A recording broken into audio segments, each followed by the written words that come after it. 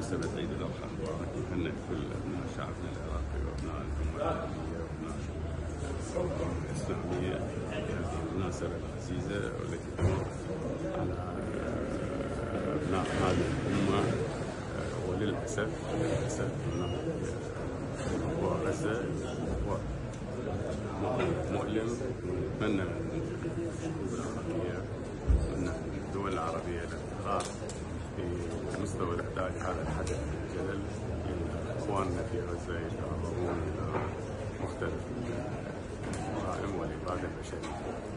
كذلك إن المظاهر في بلدنا العراق تكاد تكون متميزة بتقاليدها وبأعرافها، ونستغل هذه مناسبات عيد الأضحى المبارك لحل المشاكل والخصومات اللي تحصل بين أبناء العشيرة الواحدة وكذلك بين العشائر المختلفة، لأنها فرصة مناسبة ومناسبة مقدسة تعتبر المسلمين، ونستثمرها بردع الصدر ووئام بين أبناء العشائر وبين الأخوة. ودائما المظاهر الأصيلة تهتم بهذه المناسبة وتجد في حل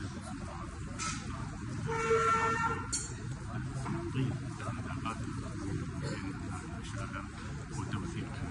وإن شاء الله عشائرنا وظائفنا أصيلة، وأدي مقولة أنه في وظائفنا يتعافى الوطن دائما.